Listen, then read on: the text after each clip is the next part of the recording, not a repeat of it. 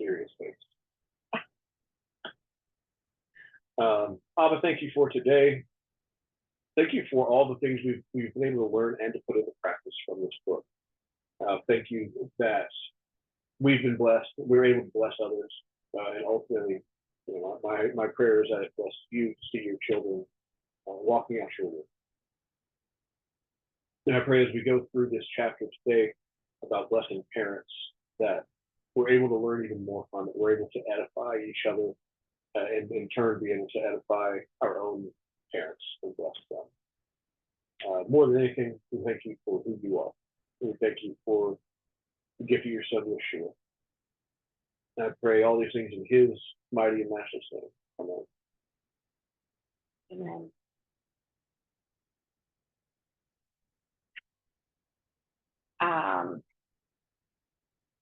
So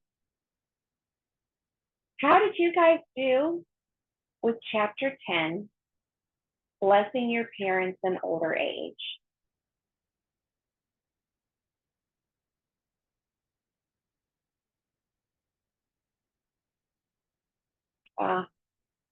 Tammy, I feel you. I choked up a few times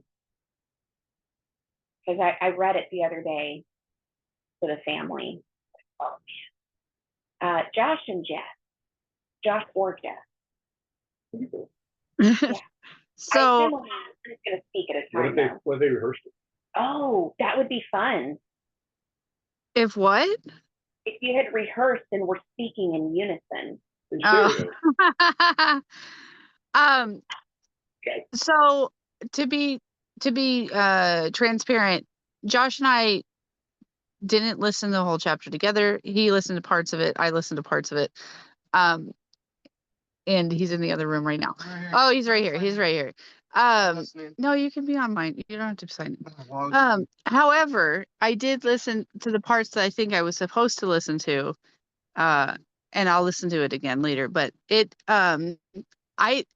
a part in it that talks about how important it is to bless your parents even if they wronged you, and about separating the identity from the actions that they had done, and why that's so important, how that sets us up to bless our parents. And so now, because I was going to go to my parents and ask them for a blessing, I'm considering not doing that, and instead beginning to do the blessings myself and see how that turns around.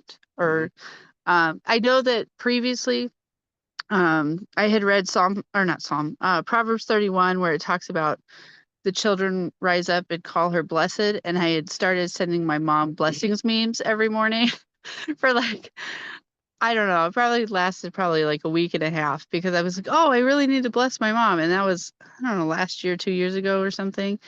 And then I stopped, and I realized, you know what, it really needs to be a personalized blessing that I'm doing every morning, not just memes to my mother about how she's blessed, because I ran out of memes pretty quickly.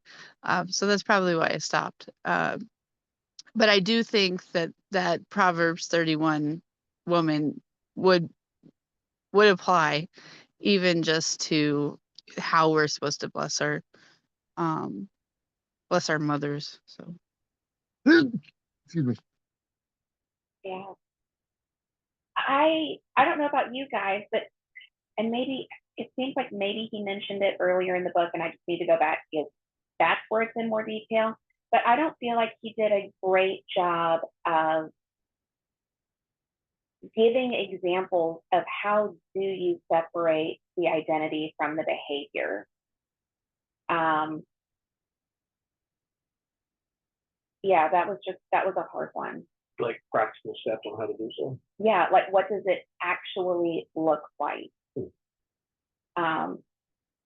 For me, it's I'm not trying to be any sort of way. For me, it's easy. It's easy to go, okay, well, these are the crappy things you did, and this is you, the person that I know. And in my head, in my simple brain, it separates pretty easily. you're not emotionally traumatized. Yeah, Yeah. and simple. let's call it what it is too. All right. Yeah, and then that's not to say that there's not practical steps or anything. It's just that's something I'm able to see kind of clearly, for better or for worse. I don't know. I mean, even with the blessing that I wrote for my mother, there were some places I'm like, did she really? Well, because you don't want to lie. Yeah, but did she really exemplify godly character? And when I think about my childhood, I suppose she did. Could she have done better? Absolutely. But hey, we all can at all different stages in our life. Exemplified some godly characteristics. Sure. You got to rewrite it. I got it taped in there. I'm done. No, I got to do mine. So yeah, it was hard. Jess, do you have more, or is that your original? No, go ahead and go to somebody else, and then I will. Okay. You were next. Did you say me? I did. Yes. Well, I was feeling a little bit like that whenever I first read it, and then when he talked about how it can open them up to it, I did begin to feel the power, that it was powerful. And as I began to even rehearse it in my mind, more came to me, things that she had done, and things, my mom, because my father's already passed away, but I began to think about, well, and I've been thinking about this lately, how she would say, "Oh, you're a pretty girl," and I remember thinking, "Oh, that's just my mom saying that. It doesn't." Probably because I was missing it from my father, but it didn't. It didn't impact me. I didn't believe it, and but I remember as I was rehearsing what I would say to her in my mind, I thought of other things, like when I went through a season of sleepwalking and I walked across the street, and she was so afraid. She was so mortified. She cared so much that she pinned my nightgown to the bed and slept with me to make sure that that didn't happen anymore. There's things I can put in there. And my heart just began to melt toward her. Not that I mean, there are many things I think of that my mother did right. I mean, she was a fractured person from her own childhood, but,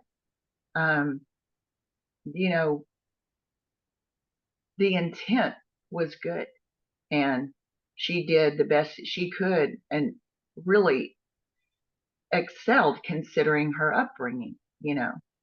I mean, it was so I found that there were some traumas, not like other people's, but just if we stop and look at the things, then I appreciated what you said. There were things that they did, and if we focus on that, isn't that what Abba does to us? I mean, he's not a fault finder. If we we're calling those things which are not as though they are, like scripture says in this case, and we can call that out of them. So that was kind of how I was looking at it, and it was powerful to me. The first thing that tugged at my heartstrings, or the key questions to be answered, am I still needed? Did I accomplish anything significant in my life? Is there acceptance, admiration, and appreciation? And so I really did try to put myself in her shoes. And, in the end, growing up, we weren't necessarily the greatest to her. And so she probably does have questions like that. And why not in her last few years just put those questions to rest? Linda.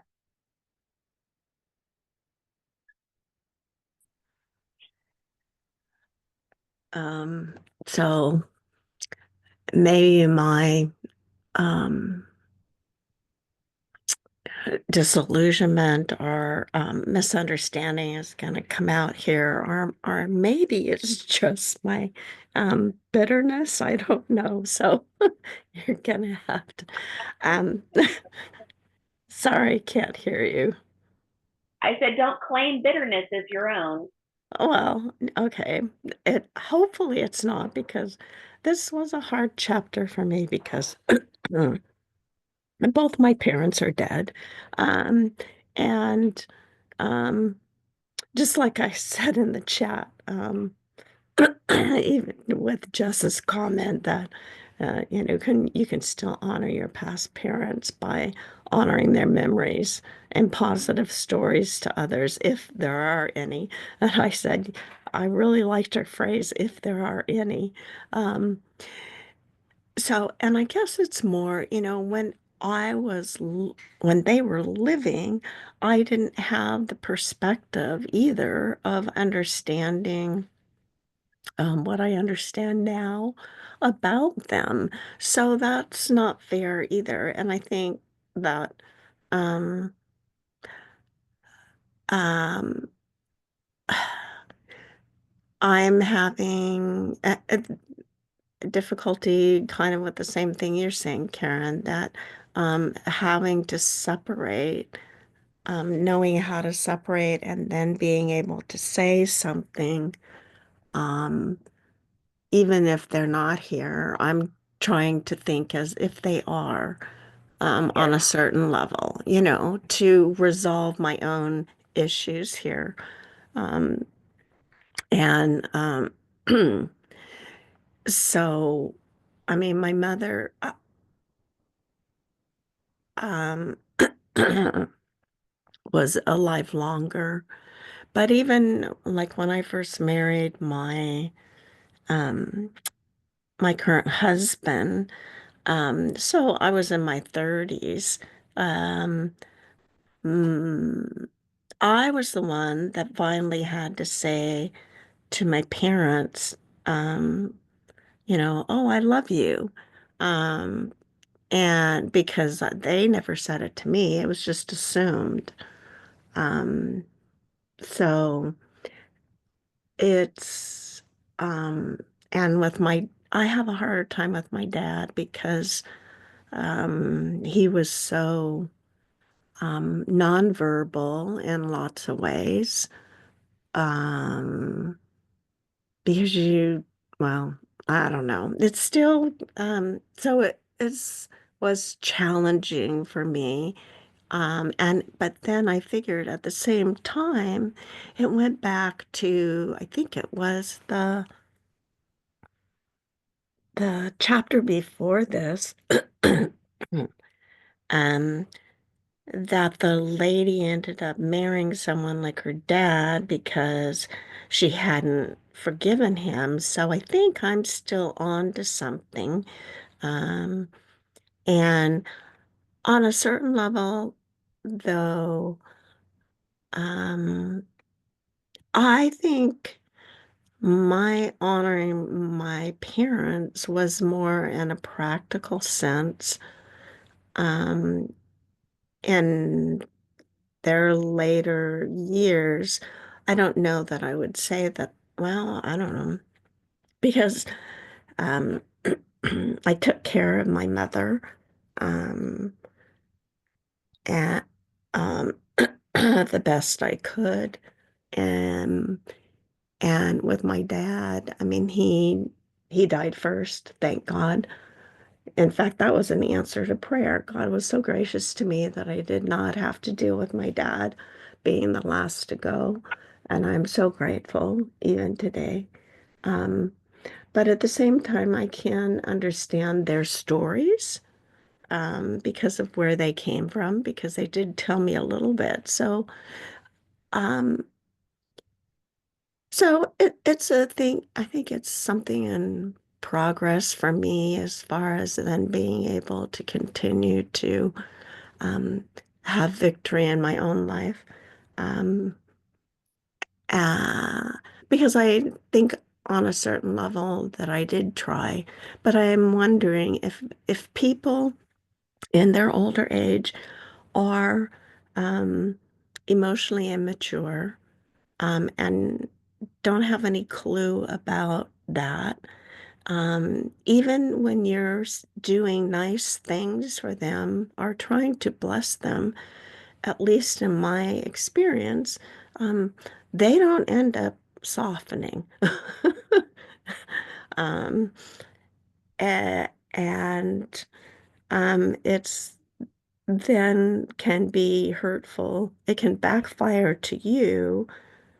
Um, I feel on a certain level because you're hoping, oh, maybe if I can be nicer to them or I can bless them, that they'll end up reciprocating in some way. And I think that that's a dangerous place to be in, that you need to go in and regardless of whether they would reciprocate, whether they would that they would change in any iota, um, I think would be setting yourself up for a lot of disappointment.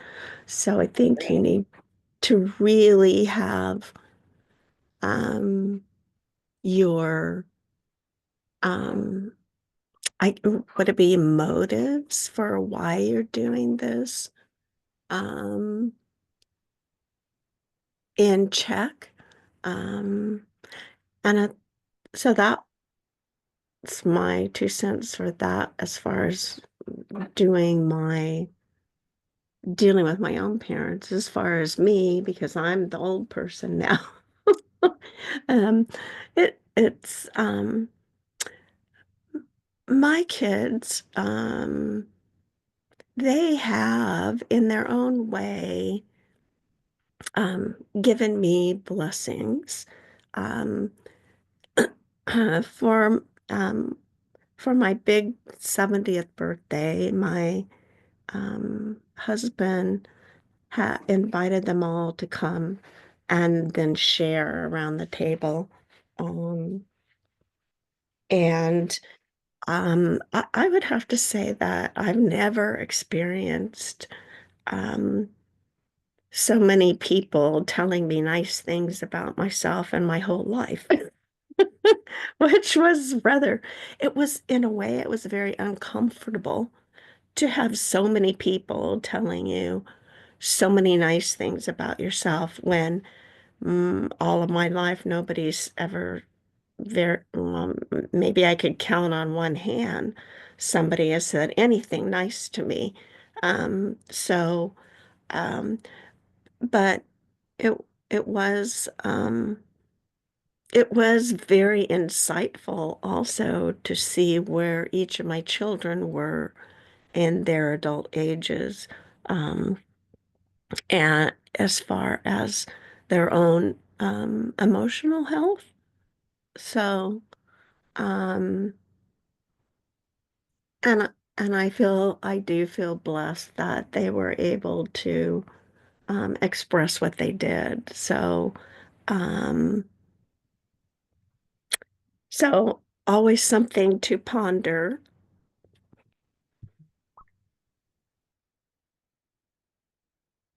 Linda, I think you're right on the motive. And I like what Tammy said. If you're doing it in obedience to Yah, then it doesn't matter the outcome. But that is very, very true. If you're doing it to get some sort of positive change or response, and then you don't get it, you're absolutely going to be set up for failure and disappointment and hurt and wounds, sliced open and, everything, all the I shouldn't say all the progress made, but potentially a lot of the progress made to be destroyed. Yeah, I'm re-traumatized, sorry, go right? ahead. Yes, Yeah. re-traumatized. You go. And Jessica? So I want to clarify, yes, I agree 100% with what Linda said. I think that going in to bless somebody and saying, I'm going to do this so you do this for me is manipulation. I don't, that's not what I was meaning with saying I was going to go do that for my dad. It's about having a heart posture that is so forgiving that it doesn't matter what he does. I'm going to bless him anyway. And then if, the author was saying it can be a byproduct. It's like, oh, you blessed me. And then they turn around and see that blessing is a positive thing. And if he doesn't, that's fine too. At a later time, I might go ask. I do want to say, as far as like separating the person or the identity from their actions, my father admitted to almost killing me when I was a baby, and he did it out of love, as far as telling me why, because he had uh, I was born with colic, and he shook me, and he when I had my firstborn, he pulled me aside and said, "Hey, I just want you to know, if your child starts crying, you need to set that child, and you can't handle it, you need to set that child down and walk away." And then that's when he admitted to me. But I was raised in a family of pretty severe emotional abuse. There was no yelling, but it was pretty severe emotional abuse. But after he said that, there was a hardness that happened in my heart. And I had been raised as like a daddy's girl, and he was my hero. And um, I've walked through forgiveness with that. But just as far as um the having that healing and being able to be like, hey, I'm gonna bless you first, even though these are the things that happened, um because he's my dad, and just having that, sorry, I've lost what I was gonna say. Um just being able to separate and be like, look, you're a you're a great man. um you provided for your family. um you you chose certain things based off, what you thought was right about putting us in private schooling, and all these other things that I'm gonna list out and write out or whatever before I see him. But being able to offer that to him, even though um there's choices that he made that were absolutely devastating to my life, um, is a is important to me for my healing. It has nothing to do with my dad as much as it does for me. And so I think that was part of what he was talking about in the book. It doesn't have to do with the parent. It has everything to do with me and rooting out any bitterness or any sadness or any grief that I Just have. like forgiveness isn't for them, it's for you. Right, exactly. And so but being able to bless somebody is beyond forgiveness. You know what I mean? Absolutely. It's love. It's 100% only the love that the Father gives us are we able to share that love. And so that's where he's showing us, like, look, even though you sinned and you know, caused sin in the world, this is the same sacrifice. I'm loving you despite the things that you've done to me as well. You've showed me on love. So it's this same picture of of wisdom, and um have instead of having just the knowledge, oh, he died for us and all this stuff, it's, oh, there's such a sacrifice of self to do this. I don't know if this is coming across clear, but it is a picture of be, of us walking like Christ did and becoming like him in blessing our parents. Absolutely. Someone had brought up in the chat, I think that's where it was, this idea and notion, and I don't disagree with blessing your parents. I have now done for both of mine, but it's not specifically in scripture. And what we do actually see in scripture is the father blessing the children at the end of his life. Does anyone have any thoughts on that?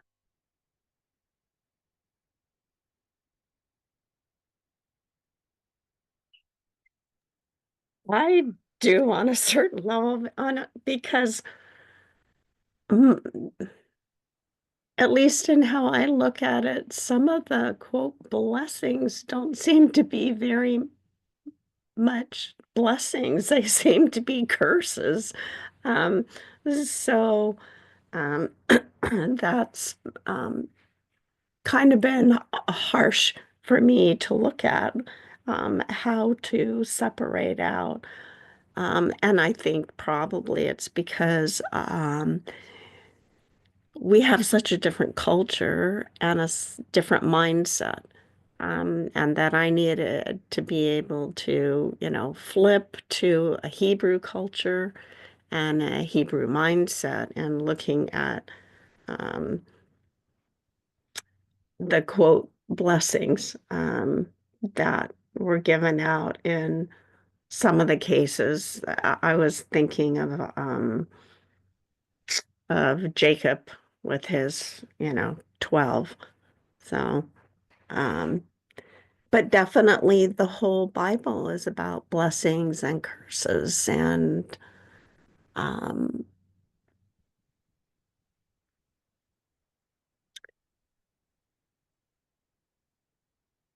Right.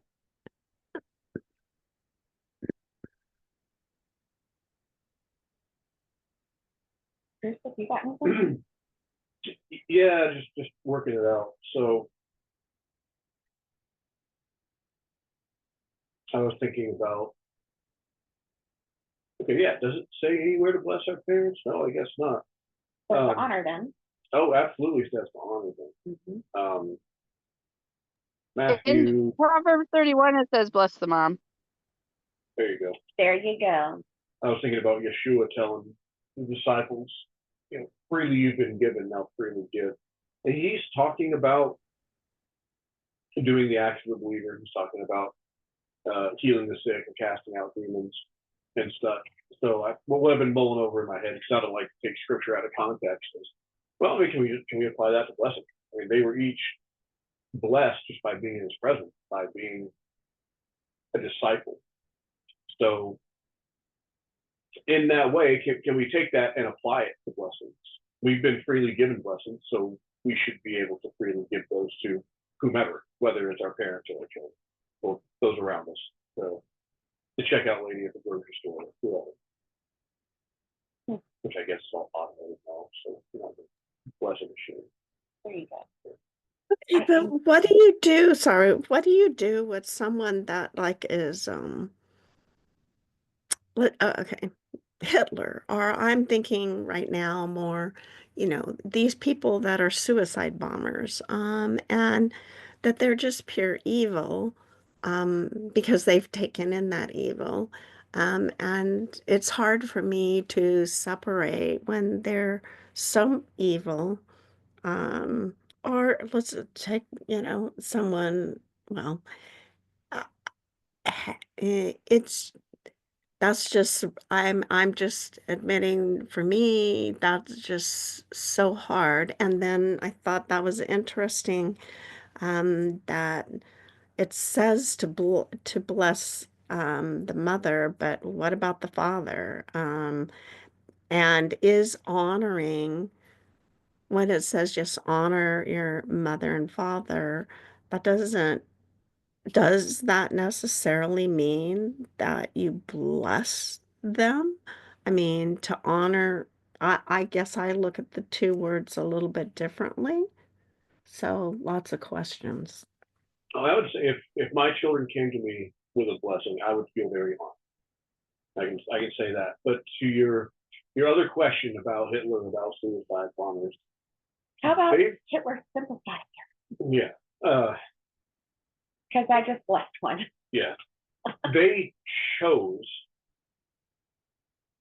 to not follow Yah, to not follow his commands. They've set themselves up for curses, and they're not ours to bless either. That's true. Well, The Hitler sorry, Well, the Hitler's mind. Hitler's, yeah, sympathizing. And Say that Yeah. again because I need the impact of that to hit again. so you take the suicide bombers, take the terrorists, take Hitler, take those awful, horrible people that are conducting atrocities across the world. What's that? Oh, never mind. Probably can't say that Yeah. on YouTube. They've chosen their path. They've chosen not to follow Yah. They've chosen not to follow His commandments. And by actively denying those things, they have set them up for curses. They've decided, I don't want the blessings. I only want the curses. And that's how they're going to live. They're not ours to bless. Ultimately, they are not ours to bless unless it's your child or parent who is a suicide bomber. And I'm not going to go down that hypothetical. If my dad's a suicide, I don't, yeah, not going to go down that one. Jeff has thought. So I'm looking up the the interlinear for that word honor, and it means glorify someone, but it also means heavy burden. And so, and how it's a burdensome heavy weight to carry to honor your parents. So I'm gonna have to go do a deep dive on that in general, but it does mean that it's not easy. This is not an easy task. That the root word is kabed, and it's just, or the word itself is kabed, and it's not. So that's very interesting. Like, hey, everybody's having a hard time doing this. It's not just the people that had I'm even if you had the most posh lifestyle, I'm sure those children also have something to say about their parents where, some choice. It's not just those of us that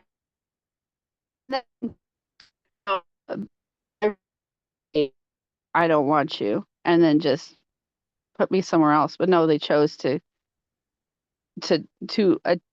raise me the best way that they knew how. And sometimes they made wrong choices, but and it wasn't a healthy environment. But at the same time, they could have said, "I'm not doing this." At any point, they could have said, "I'm not doing this." And so, so yes, it's a burdensome and heavy weight to carry to honor your parents. Oh wow, yeah, that's going to be fun to dive into. Tammy put something. Tammy put something great in the chat. Gotta get to Yeshua said to bless those who push you. All right, so then we can go down the rabbit hole of context. Sure. Is that, okay, you've cursed me, or you've tried to murder my entire family? Do I still bless you if you tried to murder my entire family? I'm not saying I have that answer. But yeah, that's a little tougher to separate. But if it's placing a curse on me, whether a word curse or a witchcraft curse or any of those things, I can separate that out. And yeah, I can bless you because you cursed me. You and I have a problem, I can still bless you. But if it comes down to, like we've been talking about, the terrorist and slaughter, I think you could even add in government. Sure.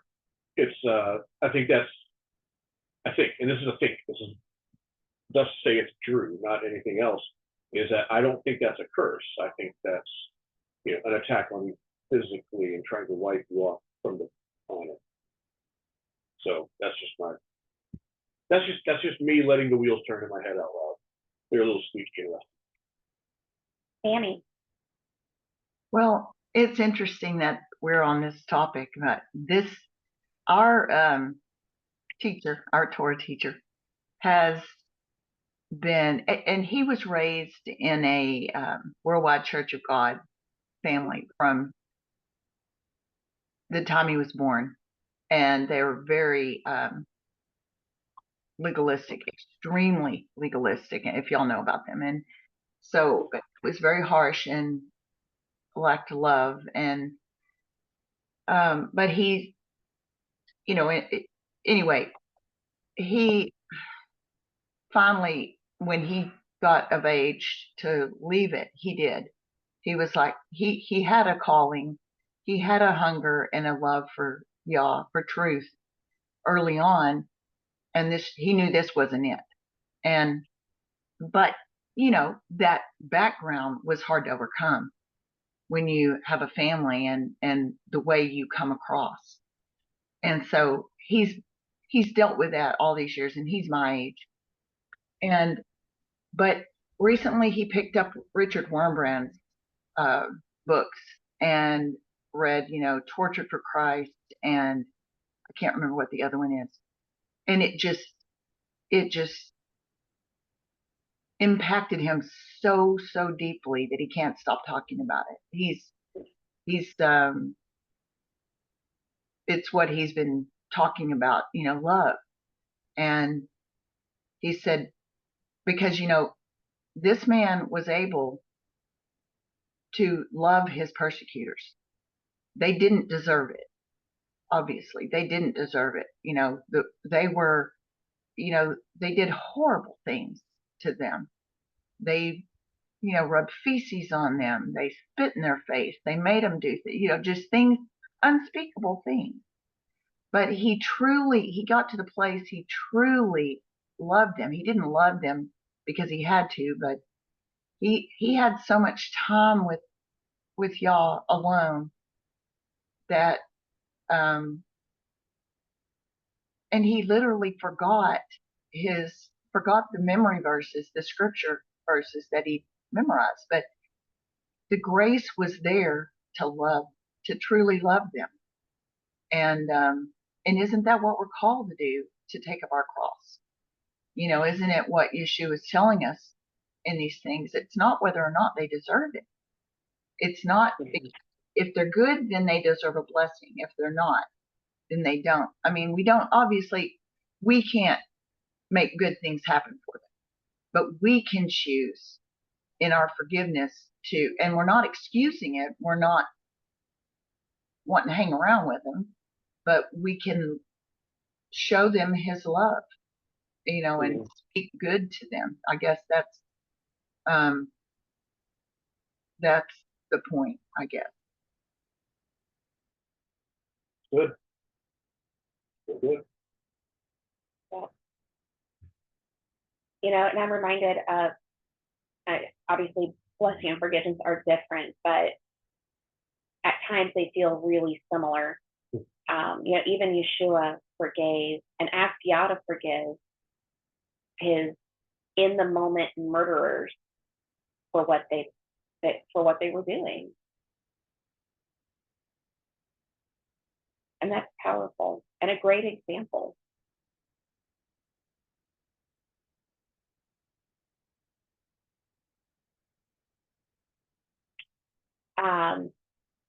I ended up having this thought, and I'm curious if anyone else did or if you have any thoughts on the subject, but he talks about how older people in general, parents in particular, were held in high regard in great respect. How does that translate when we put parents or grandparents in old folks' homes?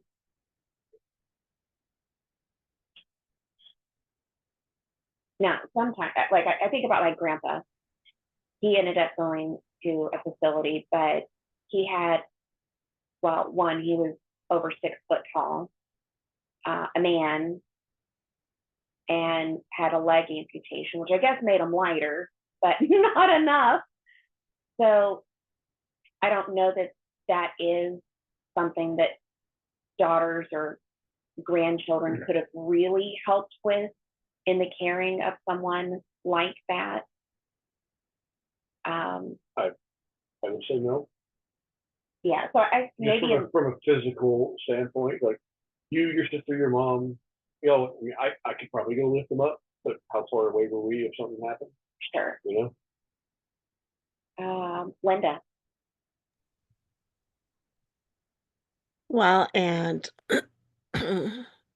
um, it seems unavoidable on a certain level, I guess, because of the physical, but also, I mean, there can also be mental issues that um, well, for me, I had this concept that, oh, they said my mom's gonna die, and so I'll bring her home um after um for her last months or whatever. So but when I got her here, she ended up every night screaming and trying to climb the walls. And uh, I just couldn't do that to my family. Um, and because I still had all my, I don't know how many kids I had, but I still had at least one or two of my kids here, and let alone even also do that to my husband. So, uh, but on an practical level, though, I have a friend that her dad is 100, or is he? Oh, he's 100. I think he's 101. Um, and he's been living with her for oh, it must be almost 20 years now. But he was very reticent to finally come to live with her.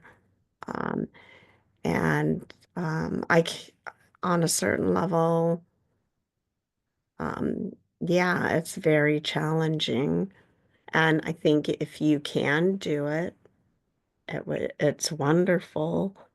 But on a practical and I guess mental um, level, taking care of people uh, can be harder on the person that's the caregiver than the person that is having to be taken care of. And I kind of thought of when you were saying something about just that, I thought, you know, if someone's drowning, you have to be very strategic in how you, quote, save them from drowning. Otherwise, you'll be drowned too. And I think that can apply um, with certain issues now. But then I can feel really guilty for saying that because it's only been our culture, right, that has ended up putting them all in facilities. And on a certain level, I know, when I get to be a certain age, and I'm probably widowed, I'll be put in one. So it's kind of knowing that I have to prepare myself emotionally, that's just that's just the lot in life that you have when you're here. And then there's also, you don't want to be a burden to your children. So, mm, deep subject.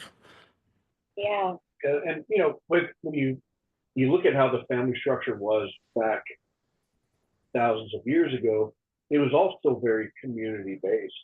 And so And familial. it's familiar. And just because a man parents and keep to his wife doesn't mean they're not right down the street. And so it's a lot easier to take care of each other in that way when, you know, now like our parents are at least an hour from us. Mine are like an hour 20, hers are about an hour. And that's a car ride. So you're talking 50, 60 miles. It's not a a quick jump in and take care of someone, because we live in now, very separate communities. So a lot of the stuff, it doesn't give an answer, but it doesn't always necessarily translate. Right, and that's the same with I think they used to be more community minded and live closer and together. And I think that's partly why um young moms had a different type of um, experience with dealing with, babies and little kids because there was an aunt or an uncle or a cousin or someone that could help out with the baby, and it wasn't all put on just the mom and the dad. And the same with then these the older folks. And yeah, I had my mom 2.5 hours away, and she was calling every day because she couldn't find this and she couldn't find that, or somebody stole the person that came in to help her for a couple hours stole this. And it was it was yeah. It was Well, real fun. my my grandma got moved up to Tennessee last year sometime, 6, 8 months ago. My mom was a nurse for 47 years, and and she retired, and now she's kind of taken it upon herself. She hasn't moved her mom in with them. They moved her into a facility that's still a good half hour away from their home. Yeah, she's in Franklin there in Dixon. We call it, yeah, as the crow flies, maybe 30 miles. I don't know. But still, my mom has taken it upon herself to make sure that she goes and she takes care of grandma, and it's her new job. She retired from being a nurse to be a nurse for her mom now. And I think it's extraordinarily admirable, but at the same time, I wonder, would it have been better just to move her into her own home? And we've talked about that some. Yeah. No, I don't think so. She wouldn't then have any sense of autonomy, and that any place she could go to go, okay, I can just relax. But, it's all depends on personalities though, Yeah, too. I agree. Sure. Just yes. Yeah, Jeff, what are your thoughts? So I was, I don't know, 19 or 20, maybe 21. I moved in with my grandma to take care of her when she was dying of lung cancer. And but I had been so blessed by her throughout my life that it was no question. Like it was just, okay, I will be here. I will sleep in bed with you, so I'm able to roll you over. It wasn't a question. But at the same time, I didn't realize the emotional toll. I was going to school, I was working, and I was also taking care of my dying grandma. I didn't realize the emotional toll that it would take after she died. I didn't have like the sense of that. And it really did play a big portion of poor choices that I made because I grieved incorrectly. There's a right way to grieve and there's a wrong way to grieve. But she had been my best friend at the end, and then when she started to die, like I was like, okay, I'll be here. I'll take care of you. And she was a widow and had been a widow for 10 years. So for her, there was no question, oh, are we going to put her in a home? No, absolutely not. She has a home. I'm going to go there. But my mother-in-law, her third husband he had dementia and he was violent. And she tried her hardest to keep him at home and take care of him. And he was disappearing. The police had to come find him multiple times because he had walked away. He was violent with her. He was violent with their daughter, their adopted daughter. And it was no question, like at the very end, he had to be put in a home because he was no longer safe. And so, it, it wasn't better than she was, or both of them. It wasn't an option. And so it was honoring to move him out of that, because he would have done a emotional damage to his, to even see it, for their daughter to see that at the end was not honoring. Sure. And so it, it, just like Josh said in the chat, it depends on the situation. I was raised, yes, we take care of our parents, as we'll do whatever we can. If we have to have them come out here, if we move there for a time, it doesn't matter. We will do what we need to do. But if it becomes a point where it's no longer safe, yes, we make the hard decisions that we're no longer going to be caring for them. We'll have to, and it was a financial burden to my mother-in-law, so it wasn't even just a mentally thing. It was like financially as well. But at the same time, there wasn't another option. It would have caused serious harm. Sure. Sure. And I think that's right. I think it is case dependent. But like I remember, and who knows, when you're little, everybody kind of looks fine. But we would go sing Christmas carols at the nursing home, and so many of them, they got along fine, moved around. Obviously, you don't know everything about a situation, but I think about my parents and even my granny. There was a teeny tiny time after hearing how much they were paying for her to go to assisted living. I'm like, shoot, I'll take half of that and she can come live in my house. I'll take care of granny. Because her thing was, she was fine. She was just getting up there in age, and she just needed a little bit more supervision. And I thought, well, what better way to than a stay-at-home mama? But Gabby, what kind of thoughts do you have? So I think it's like a twofold thing. I think, yes, I agree with what Linda just said, that it depends on the mental aspect that's happening. Because my great uncle, my dad's mom's brother. Yeah, my great uncle.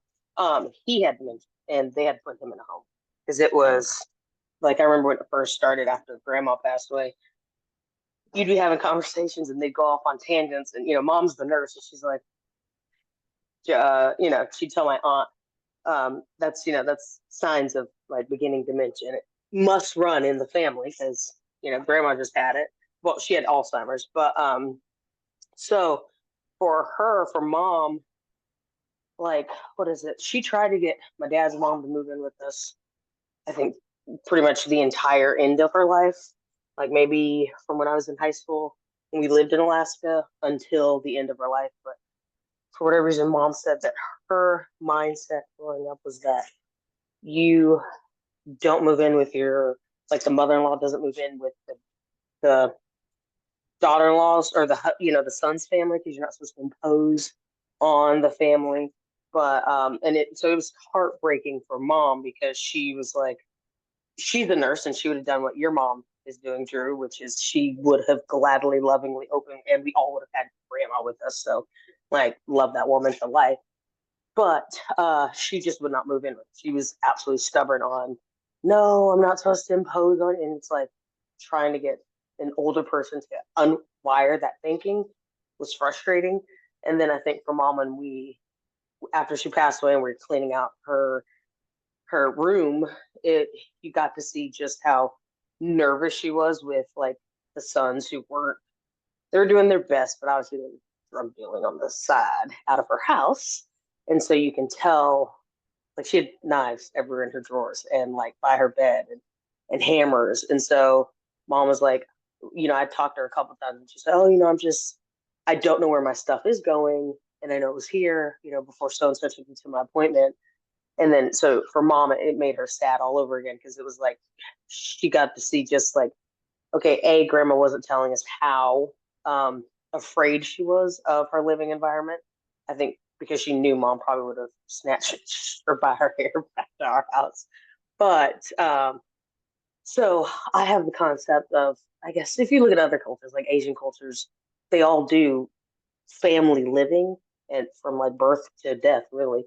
And I've always said, and we've always talked about buying land to have a family compound because it would be awesome for my parents. Not necessarily Brad's mom, but that's okay. Uh, to live close by. I mean, it even like when mom she came down for Zip's birth, like Brad called her in June, is like, I need you to come. And so she like packed up everything, came down, lived with us 2 months before Zip was born. And then 2 months after, and then dad was finally like, are you gonna come home ever? So then she finally moved back now.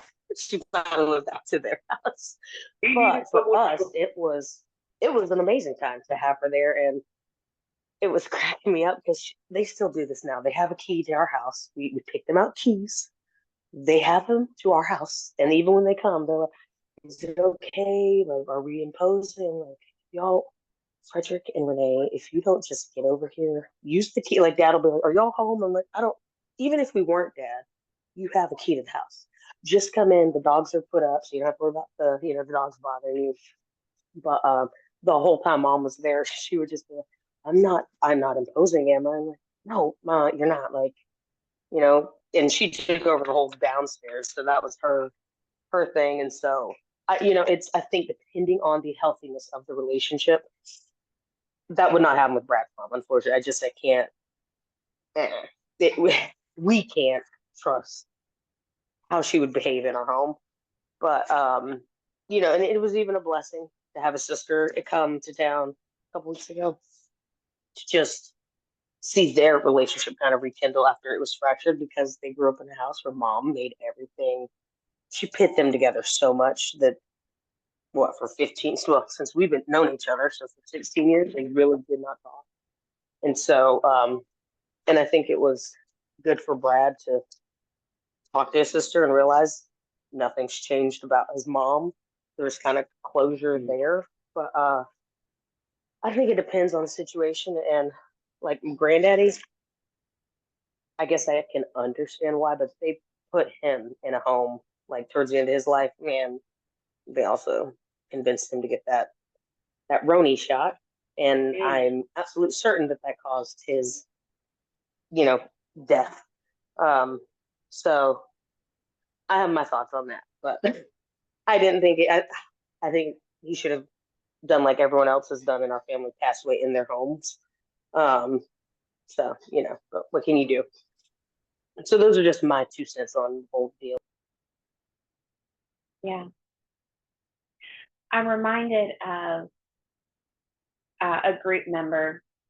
She took in her uncle.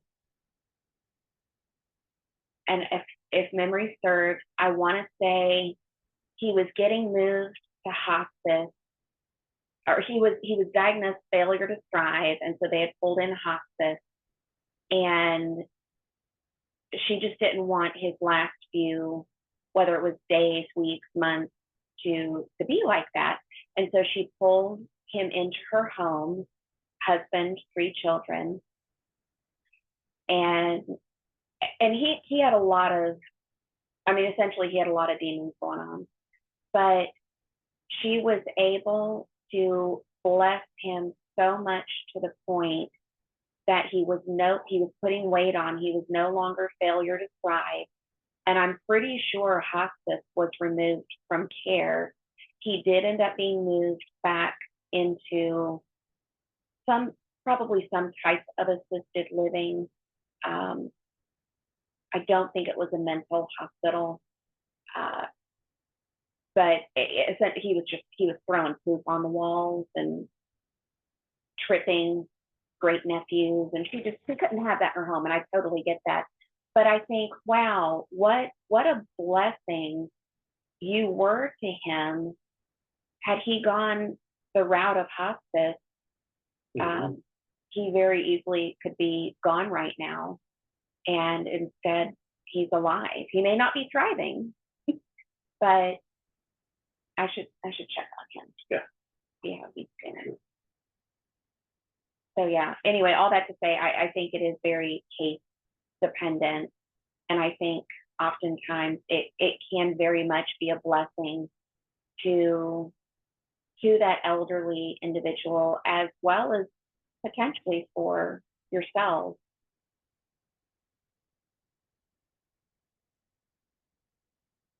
Yes, Tammy, absolutely everything should be Yah driven. No manipulation, no obligation, but doing it for him because it's honoring to him or he has told you to do it. Yeah, I agree. Do we have any other last thoughts on how to bless your parents in older age? Oh, yeah, we have one. He really wants you to spend a bunch of money. Did anybody else pick up on this? Mm-hmm. You know, treat the teenage blessing like you would a wedding. Spend a bunch Yeah. of parents. I'm like, I don't think that's necessary. Well, I mean, probably it is in some cases, but I was thinking, what they did for me for my 70th, that, we just had a nice dinner here at my home, our home. And that was more in line with my personality on a certain level that, um, I wouldn't want because of the issues that I have now, mainly with hearing, I would not want to be with 200 people, even if I knew 200 people. In a place where there's all that noise. Um, I can't deal with all the noise. You And know, to, you know, uh, from our perspective, I don't think either one of our parents would be like, yeah, we want you to spend a crap ton of money on us. That that sounds, you don't have. that you, yeah. yeah, Even I mean, if we were rolling in the dough, they'd be like, oh yeah, sure. But I'm more like, Mom, Dad, you want to come up and grill you a steak? Like that's about as much of a party as I think we're gonna have. Yeah. Yeah. yeah, I think that if you have like, okay, speaking as an old person, the best blessing that my children could do to me, for me, would be to continue to have um a relationship with me in that um they talk to me more than 2 times a year, you know? And that you share with me what's going on in your life. But that's me personally. Um, that would be the major blessing to me that you actually called me and talked to me for 5 minutes, and it wasn't a holiday. I mean, but see, that's my personality coming out, and, all of mine are boys, so forget that. Mm. Yeah, Well, I was just thinking that he did mention that his friend was fairly wealthy and that his parents, I don't know if he just mentioned that they were German because of the polka band.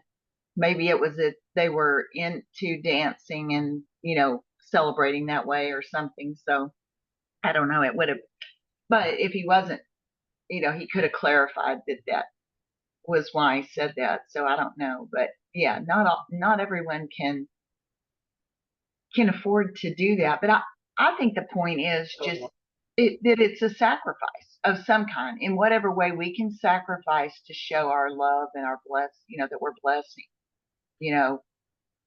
just like tithing, anything, is what can we do with what we have to show our love? Mm-hmm. right. Gabby, Yeah, I agree with Linda because you sound just like my mom. She would remind us growing up, like just how to respect and honor the elderly people, because you know a lot of times, and even you know when I do hair or when I used to, we would do like haircuts for the homeless, and a lot of them can be elderly, and it's just a matter of listening to it. Like half the time, they just want somebody to listen to them. And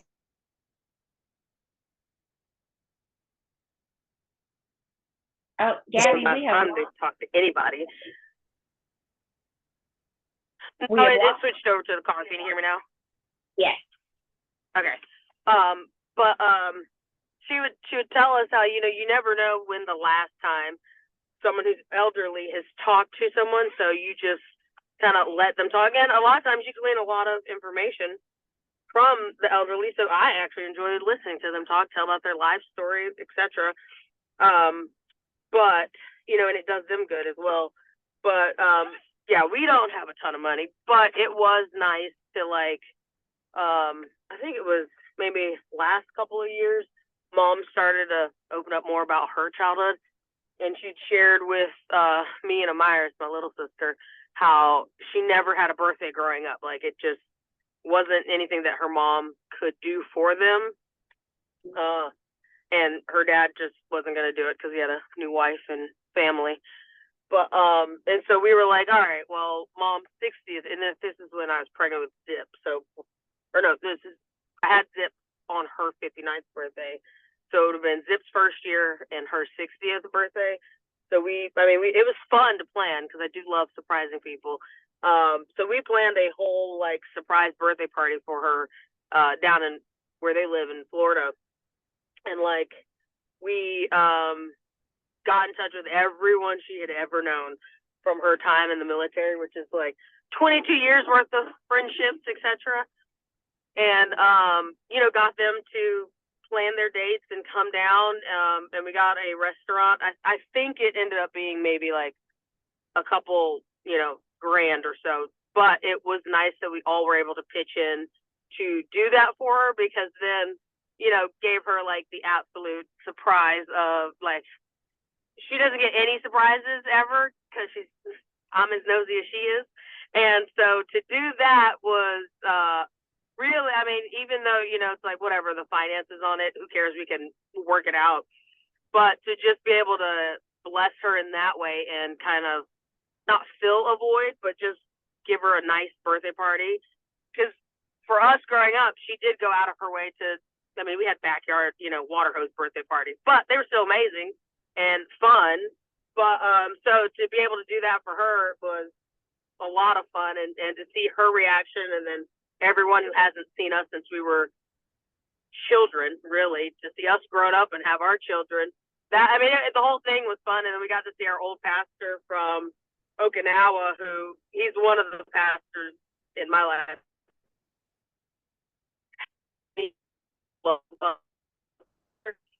Like our heaven there, because then I also experienced a lot of crap pastors. So to see him again, that was a really wonderful reunion.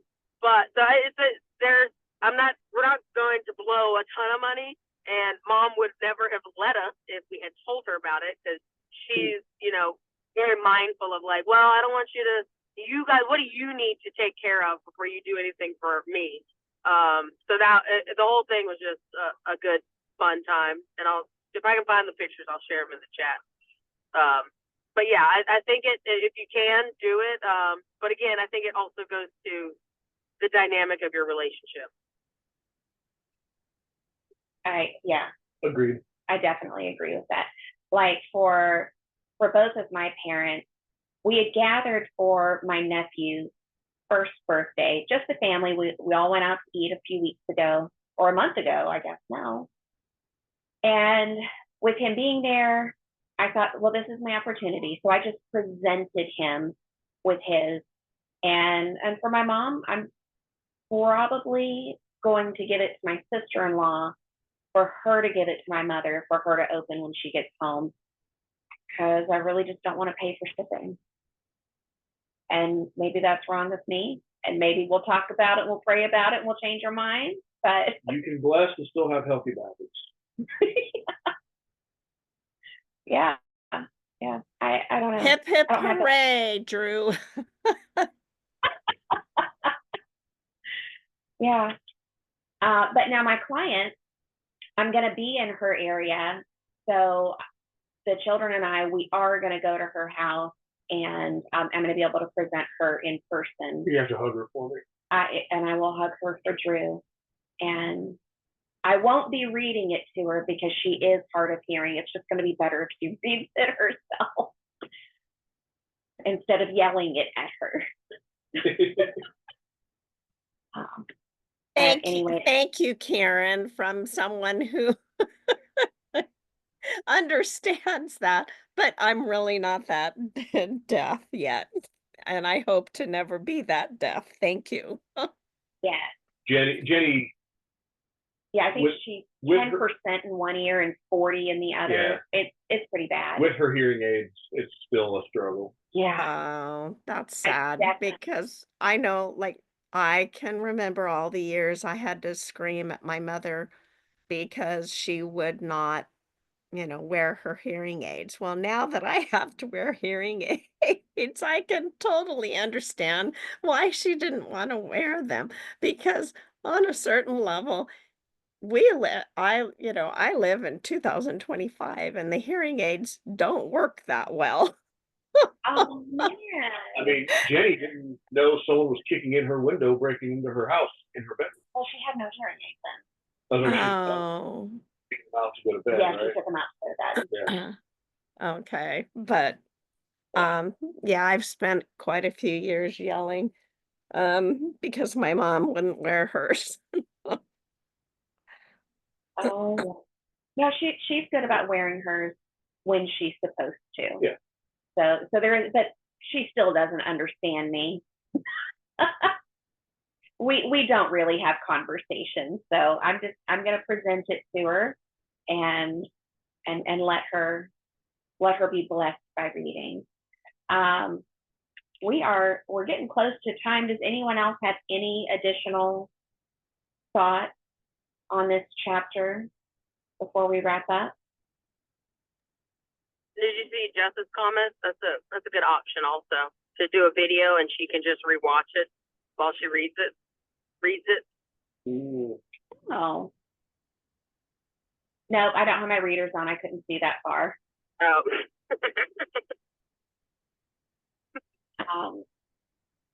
That's a possibility. That is for sure. There's I just want- so much that's lost in just text only. So if you had a video with your I wonder if I could do it on Zoom and turn the captions on. I would have to enunciate, but at least the captions would come on, and then I could make it a private YouTube video and share it with her.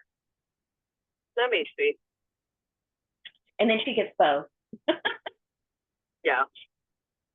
Well, then that way she can hear your voice with it, but Yeah. you don't have to Turn the volume up without me still, yelling. yeah. And you can still have the boundaries there in a sense. Yeah. Okay. Yeah. Because Yeah, reading your letter, I thought about the practicality, and I want to listen to this chapter again with Brad, to see how he would feel about it. Because, unfortunately, they have a tumultuous, Yeah. very strange relationship. So, he can relate. But, and then she just raised him with the mindset, basically, I'm your mother, so you have to do everything for me. So, then when we met, I was like, you can love her from a distance. That's always an option. Mhm. My mother would never do half the things your mom has done. So he's never really had a view of a mother. And even, I think it was in the marriage one where he had talked about how, like, you marry, or you'll have, like, a skewed perspective of your spouse based on the relationship with the skewed parent. And it meant, thinking back on sometimes in our marriage, I'm like, oh, okay, that makes sense. Where, okay, this was bothering him so much, because that's exactly what his mom does. But you're looking through the lens of me being your mom, and sorry, pal, no thanks. But then also me not wanting so badly to be like his mom. There were, and I've had to repent of it and like apologize. But there are times where, you know, the enemy used me to be just like his mom against him, like, you know, in a really twisted way. But, you know, before we came into Torah and deliverance. And so, yeah, I think I can only imagine how much effort it would take to write what you wrote out, especially knowing the history. And so I think that too is healing in and of itself and growth as well. There was a lot of copying. It's okay. It was the intent. The heart posture was there. They had And the word. sometimes maybe that's all you can do is I'm just gonna have to fine tune off of this. Yes. Because I'm struggling to find those memories, you know. And you know, when taking the pre-written format, I was able, because again, like my heart was starting to be in the right place. I was able to recall positives. They may not have necessarily been good, but they were positive. Like, I actually hated the private school they put us in, and we cried for them to pull us out. But I can recognize as the parent that they were really doing what they believed was best for us. And so for that, I can be appreciative. Yeah.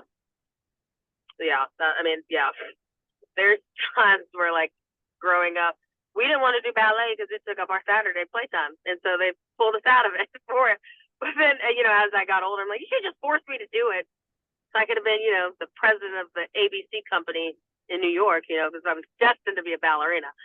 But then there are times where, like, when we moved to Alaska, like, looking back on it, I you know, me and my sisters, we've talked about this, like, we wish that mom and dad had put their foot down and not listened to us crying over leaving my oldest sister and her shenanigans in South Carolina with other family, and basically all of us but my oldest sister going to Alaska.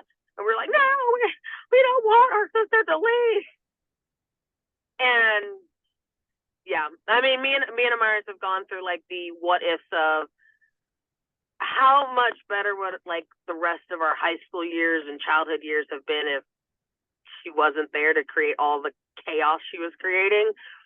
And, you know, if mom and dad had just been like, I understand y'all are sad and upset, but we're doing this because this is what's best for this family, how much peace would have been in our home when we lived in Alaska.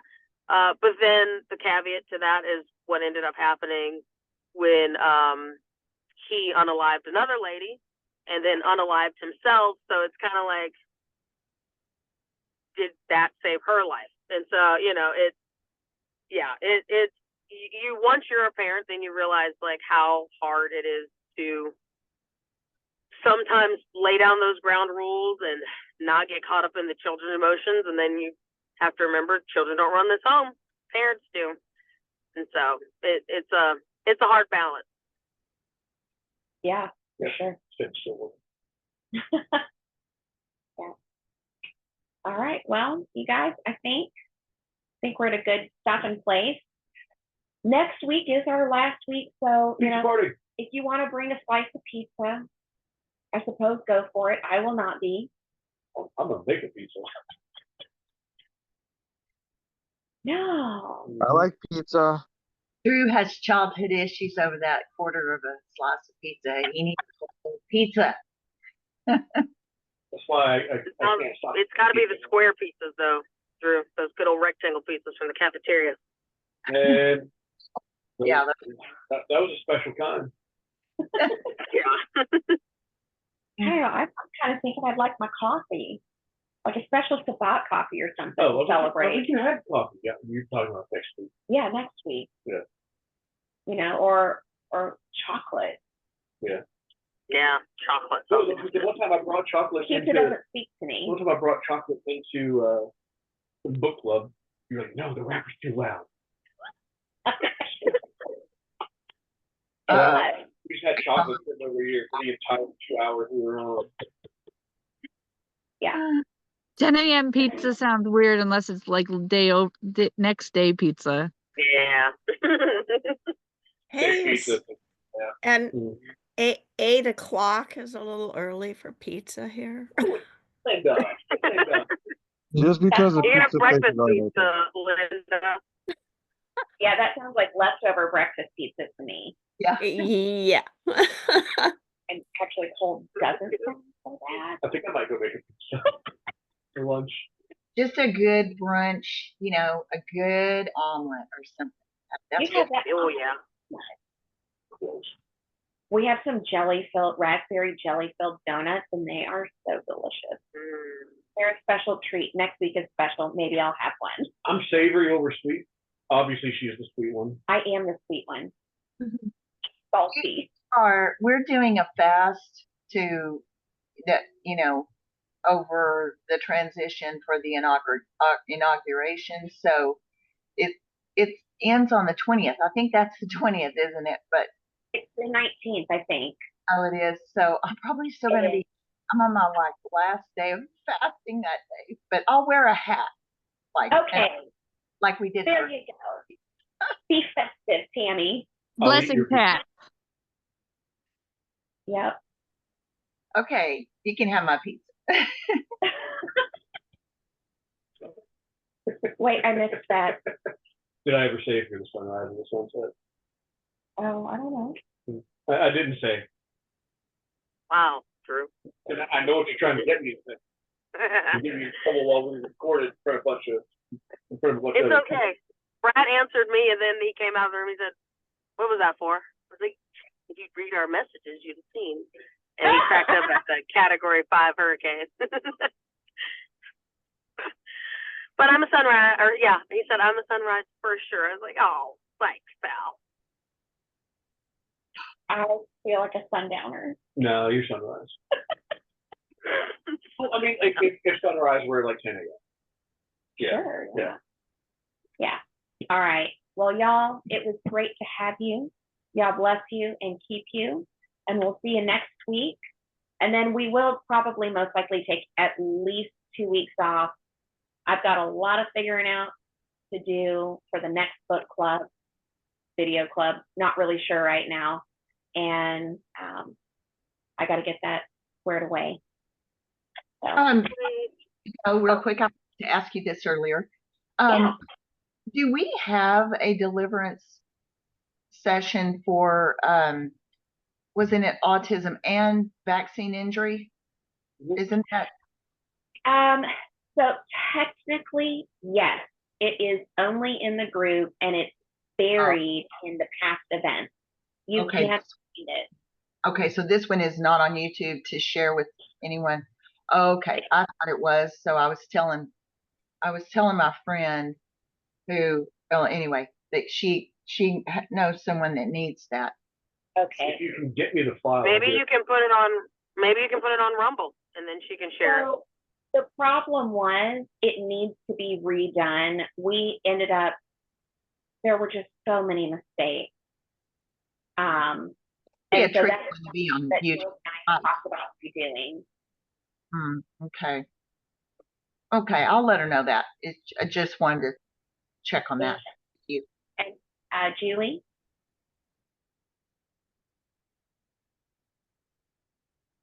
Sorry about that. Oh yeah.